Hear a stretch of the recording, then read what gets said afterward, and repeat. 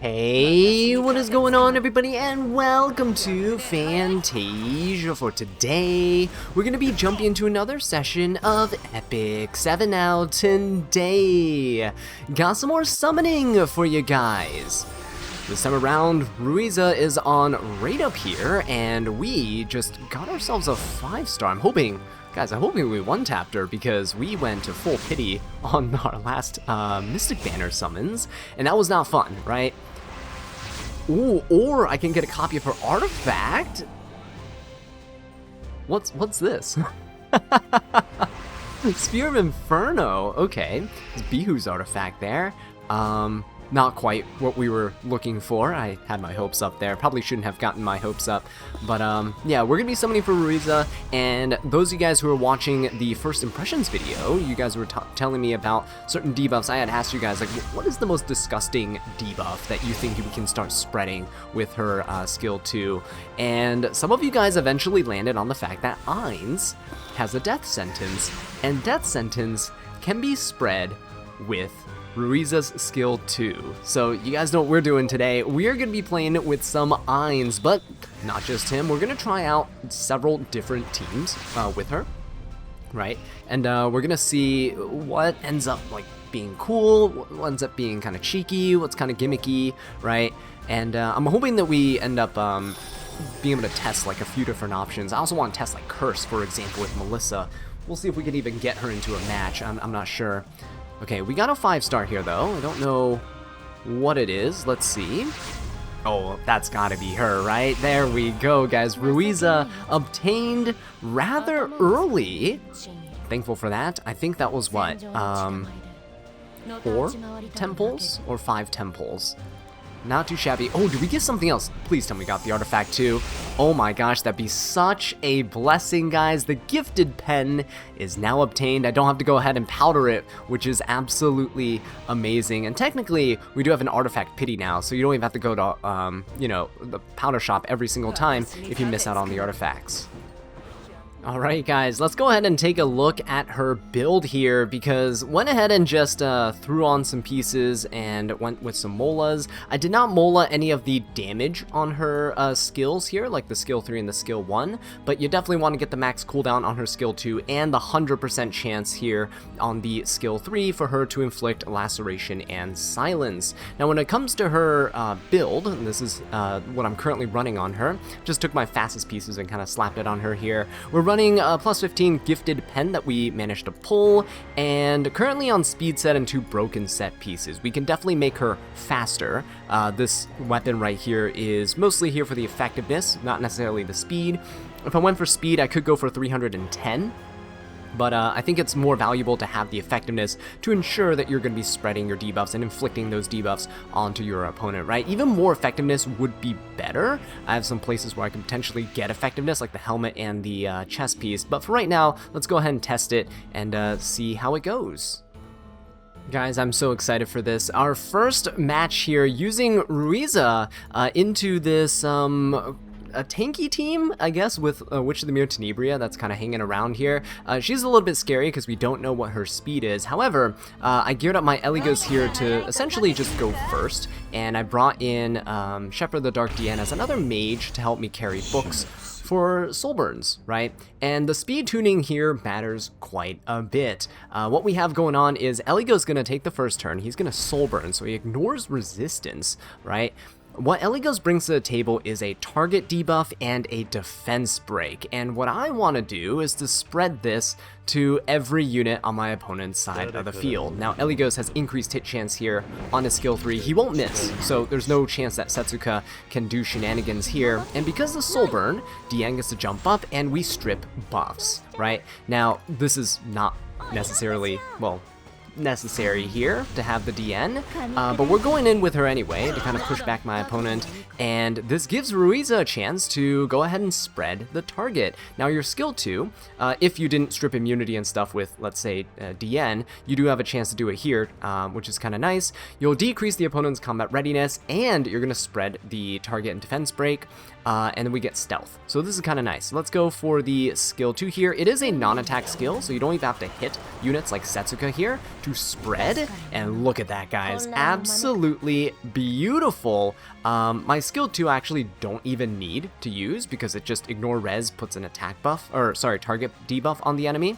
So I can just go ahead and use that, right, just for the attack buff here. And now when I go for the skill 3, that target debuff should just allow us to one-shot pretty much anything. That is ridiculous amounts of damage. I know that they showed this similar team in the showcase video, but guys, that was smooth. Okay guys, time for a little bit of theory crafting here. When I was going about Arena, I found this team, which seemed interesting because AROM kind of punishes you for using AoEs, right? And so I thought, okay, what if I brought in single target damage dealers?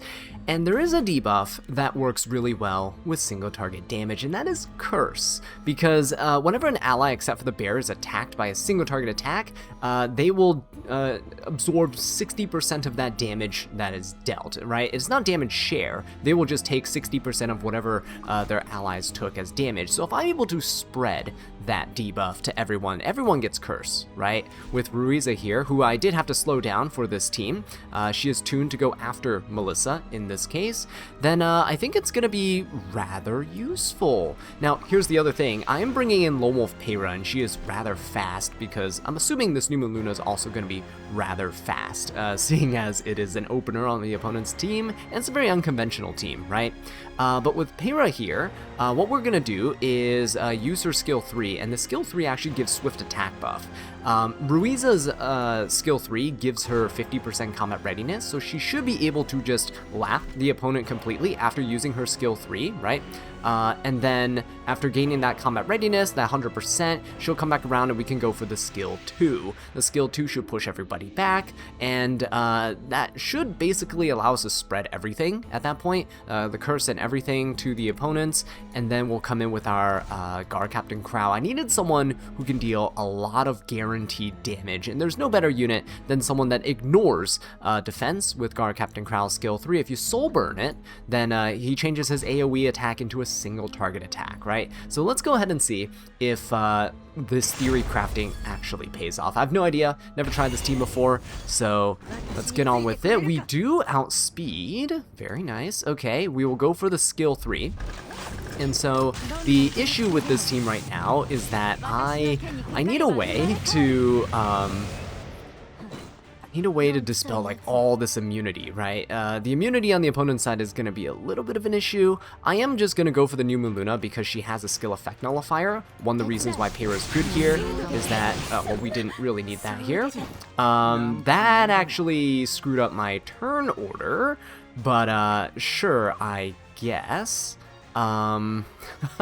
That's actually really bad. Oh my gosh, did not want that. We'll go for a skill 3 then. Do we do that right now? I can go for a skill 2. It's not really what I want right now. The skill 3 is the main thing, right? But I can't use it just yet. Let's just go for a skill 2. We might be able to salvage this, right? Because of Swift Attack buff actually gaining us 50% combat readiness. Let's go for the AROM. See if this does anything here. Right, there we go, Swift Attack buff pushing us up, very nice. I can soul burn this, by the way, to inflict our curse onto the opponent. Now, who do I want to curse here? That is the question. Let us go for the AROM. Yeah, we're gonna ignore res on the AROM here because she might have a bunch of resistance. Everyone else should be running no resist here. There we go, got that curse, very nice. And what I'll do is, definitely don't, oh man, this Guard Captain Crow, guys, attacking, getting the combat readiness there was not good. Let us go for a hit onto the New Moon Luna. Okay, there we go, a little bit of damage, right? Nice. Curse is working as intended. And so what I want to do is go for a skill 3 here. Let's go ahead and see if I can push up that Guard Captain Crow a little bit, right? There you go, pushed up the Guard Captain Crow. If I can push back the entire enemy team somehow and get them Silenced. Okay, there we go. Alright, we managed to salvage this, guys. And now, Hua is somehow not affected by any of this. I'm gonna go for a skill 3 into the Hua and just see how much damage we can do, right? I'm hoping we'll be alright. Come on now. How much damage we do? 20k, and the curse, guys! So we managed to salvage that. That was so terrible, that dual attack with the combat readiness. But hey, that's a cheeky little play. Okay, so let's bring up the scenario of using Ruiza outside of control teams, right? Well, in this case, she does have a lot of skills that pushes back the opponent's combat readiness, which is great for us because, well, yeah, ML Teiyu exists. Now, this ML Teiyu is not my standard ML Teiyu. This is a very damage-focused build, right? Max crit damage and about 4,800 attack here. Not the best possible Teiyu I can make. You can see that the purple chest piece here isn't even fully enhanced, but hey, if it works, right? Let's go ahead and dive into this here. Zio is going to basically allow us to use ML Teiyu. ML Teiyu is going to come in, do his shenanigans. Hakedi is going to prevent my opponent from doing things, and then hopefully Ruiza can stop the rest of my opponent's shenanigans. I'm not entirely sure if this will work, but hey, let's give it a try, shall we? For this team, I actually don't know who I'm going to hit back first, because Lady of the Scales and Rinok are both really scary. I think I'll go for the Rinok here. I'll do a little bit of a greed play and just not Soulburn. I think we'll be fine, right? Zio has enough effectiveness. Rinok typically built with 0 effect resist. There you go, pushing back my opponent. And what we can do is go for the Soulburn here. And let's see if we can actually do anything about this. Defense break, right? I can come in here with a... oh, this Lady of the Scales is very scary. Can I even kill her here? I don't know. With the damage share? Should we go for it?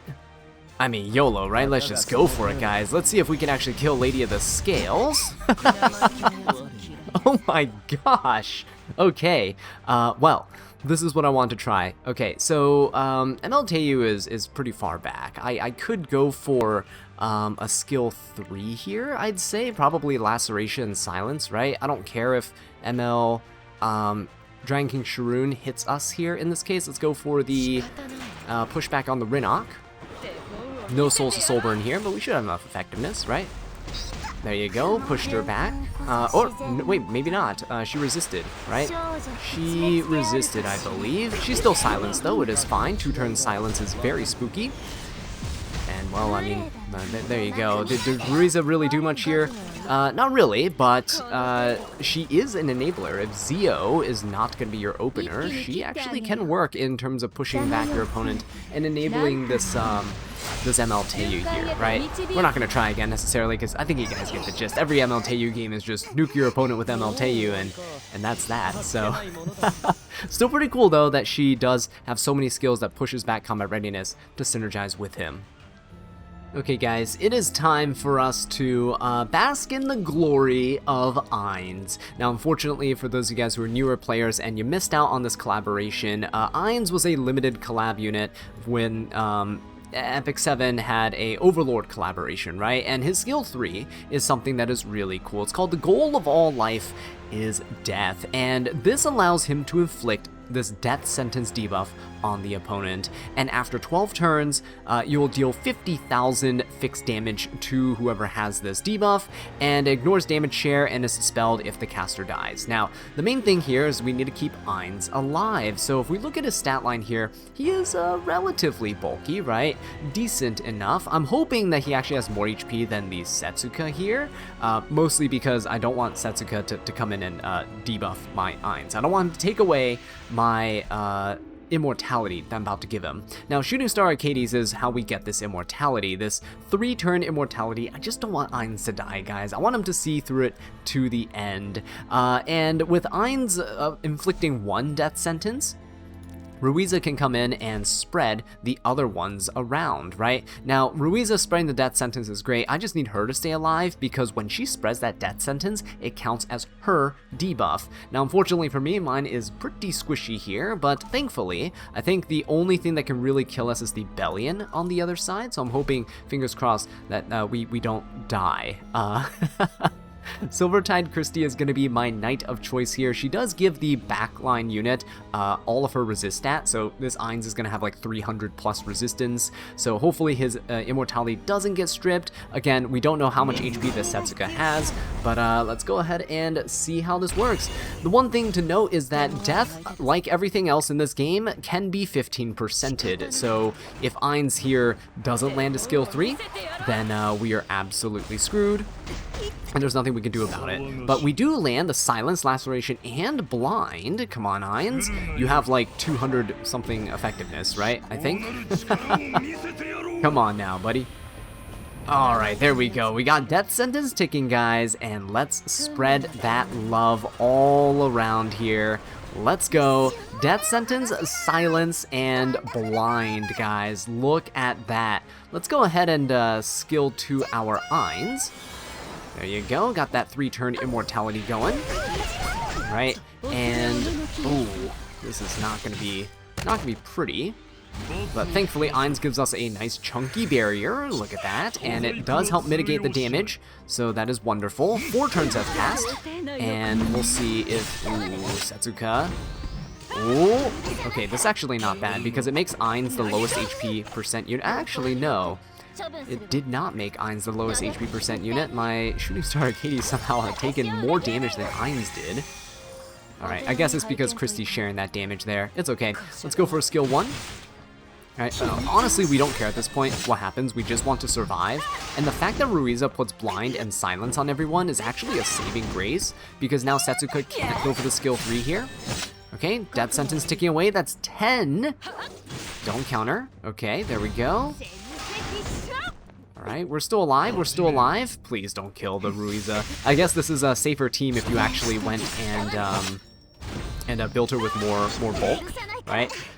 But, guys, isn't that just the most broken thing ever? Obviously, you can create much safer teams than this. Honestly, I probably should have put the immortality on Ruiza here, but that's disgusting. Okay guys, so as we continue on with our testing of Ruiza, I want to go ahead and focus on another part of her kit, and it's not the spread, because that's really fun, right? Especially with the Ainz. I cannot wait to continue using that in Arena, but more so with her skill 3, this Laceration debuff. Laceration has no limit on the amount of injury that you can inflict onto the opponent. It's just however much damage you deal is how much that they're going to get injury down. Now obviously it caps at 50%, just like injury always does, but I think it just has a lot of potential against HP scaling teams. So we're going to go ahead and fight this team here, which contains 3 units that are HP scalers. This is a really tanky, turtley team, so we'll see how we can actually fare against them. For this team here, we're actually coming in with Ruiza, with Shepherd of the Dark Dien, and Frieren. Now, I don't know if I actually want to use Lady of the Scales here. Let's go ahead and swap to Aram, because that'll give us the immunity that's needed against the Mort, okay? Let's go ahead and try this out and see if it actually does anything for us, right? Lady of the Scales is great for damage mitigation, but I don't think we need it, especially with Dien here probably tanking all the hits, right, with immortality. Skill 3 comes out, we are probably going to get hit here, but should still be fine. Okay, very cool. We do get the vigor buff, very nice. And Aram gets to go first. Not really what we want to see here, actually. But I'm actually going to let my opponent go. I'm going to go ahead and skill 1, because I actually kind of want my opponent's Mort to take a turn before all of my units. So we keep the immunity, and we don't get feared here, right? Let's see what happens. So he's going to skill through with the Boss of Ruka. I actually switched up the gear that's on my Ruiza. You saw that she was on a very slow tanky build, meant for these type of villager comps, they call it, right, with Harsetti and all that stuff here. So we're taking a bunch of injury damage. Actually, we're taking more than we're dishing out right now, which kind of sucks. Okay, it's a lot of damage there. It's fine. No one died. We're gonna go for a skill... I don't really want to go for a skill 3 here. But Ruiza also probably shouldn't have been in the back because she pushes up. It's okay. Let's go for the skill 3 regardless. I think it's fine to go for the skill 3 here. Right, deal some damage to my opponent, get the attack buff. If they counter, Frieren has a bunch of souls, she is protected. Alright, so Ruiza is going to go for a skill 3. Let's go for this. Right onto the Bossarunka. Hopefully, with her in the back line, actually, hopefully it pushes herself up. Gifted Pen did proc, which is good. It's a good sign. Yes, Ruiza can proc on herself there. It's actually really nice that that happened, because otherwise, I think Frieren would have taken the turn first. Let's go ahead and skill 3 here. Seal everyone. And I'm going to come in with a skill 2. We're going to push everyone back and have Ruiza kind of do some spreading of that laceration. Yeah, onto everyone, please. Beautiful, guys. I've actually not seen the spread get resisted, so I'm not sure if it's actually something that can be resisted. Who knows? Right, let's go ahead and soul burn this. Look at the injury, guys. Look at the injury on the Bossarunka. It's crazy, right? Look at the entire team getting injury down right now. It is absolutely ridiculous. We're gonna go for the skill 1, right? Even more damage here. Very nice. I can come in and... Actually, you know what? Let's just reset the Frieren. Why not? Why not reset the Frieren? Go for a S3 here to just nuke everything and see if it maxes out injury on everyone there. Bossarunka's already maxed out. Oh my goodness, guys! Look at that. The Mort has nothing on us. Yeah, let's just go ahead and finish things off here. So yeah, the amount of injury spread that you can do basically renders your opponent's teams useless, even if they survive your onslaught of attacks. And this can be played in slower teams too. You don't have to go for really aggressive options like Frieren. Let's continue on here with another very disgusting team. We're gonna go ahead and put Ruiza back on the gear that she was on earlier in the video, and I'm gonna actually bring in Lone Wolf Peyra once more. Again, Lone Wolf Peyra is amazing here because she actually does allow Ruiza to take that extra turn immediately after her skill 3 because of the swift attack buff, right? We're running her on Sweet Miracle just for the debuffs, the cleansing, right? She's gonna be quite a good support unit for us in terms of combat readiness gains. Now, the other thing we're doing is we're bringing in Archdemon's Shadow. Archdemon here, book is actually not a great thing to have on her right now, but we'll go for Fairy Tale for a Nightmare for now. She's really great for us because we are able to go ahead and try to seal our opponents. If we can seal the Bellion, it's going to be absolutely fantastic. And then what we're going to do is use Witch of the Mirror Tenebria to try and debuff and control all of my opponent's units, right? This is a unit that I got in free polls earlier in the week. A lot of you guys have been asking about her, and I'm glad you guys noticed because, yeah, she is really, really fun in the right situations. We're going to run Magic Bubble Maker on her as well. Again, mostly because my opponent is not going to allow us to run Book, right? The Bellion's going to block souls. So let's see if a full control team actually has the ability to win against, well, disgusting stuff like what my opponent currently has. Okay, let's go for the skill 3. I don't know if Nurse is actually on Secret Art Storm Sword. She might be. If she is, she'll probably jump up and try and take a turn. Yeah, she is. Okay, that's not the greatest thing for us here, but we do still take the turn regardless, which is nice. I'm pretty sure Nurse will come in and actually skill 3 here. Hoping she won't, but ooh, we actually didn't get the laceration. That kind of sucks. I'm going to go for the skill 3 then. No laceration actually is wild because I really want to try to injury down my opponent as well. We'll see though.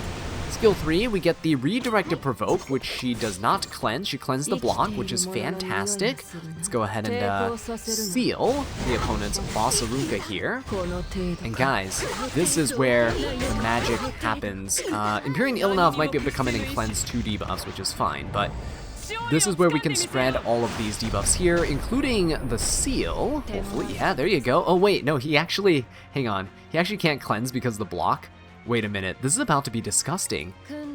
Can I just, like, spread the block and... Guys, what did we just do? Oh my god, this should be illegal. How is this allowed?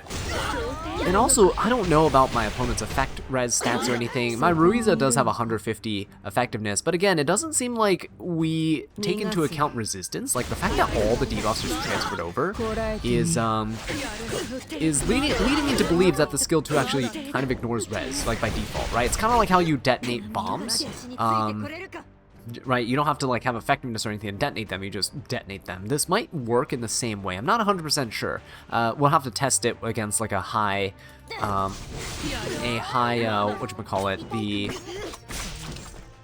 high resist unit while Ruiza herself has like no resist, right? Okay, let's go ahead and just seal off this nurse, finish her off here. Good job, Hera. Guys, again, how is this legal? This is just crazy. This is insane. Well, there's the rupture here. Let's go ahead and just attack, dual attack here. Alright, get that extra hit. Oh my god, the rupture's gonna proc like 3 times. Boom. Yo, that is absolutely ridiculous. This makes me want to go for one more game.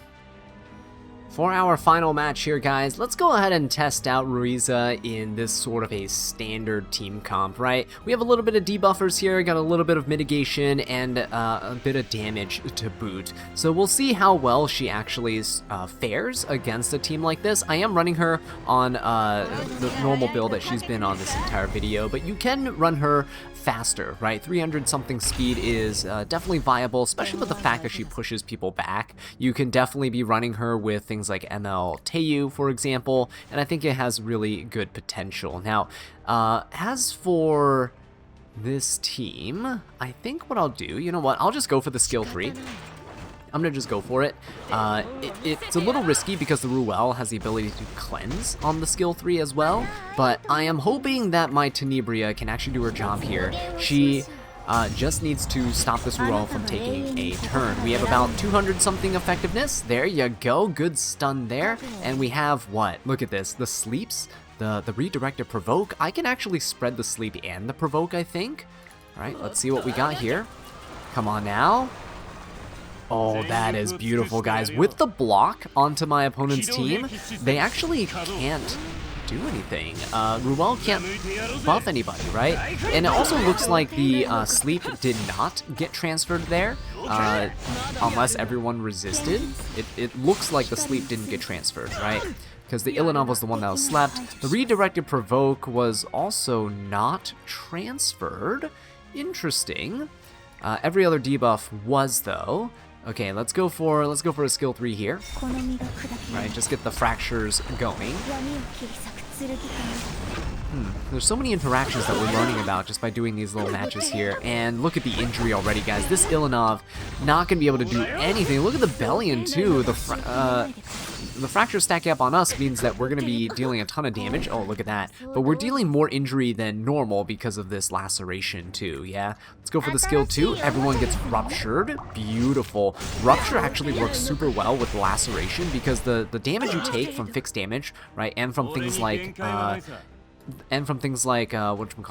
rupture, that actually factors in. Watch the damage, right, from rupture here. See, it actually adds injury as well. So that makes Ruiza one of the best injury units in the entire game, given you can actually keep these debuffs on the opponent, right?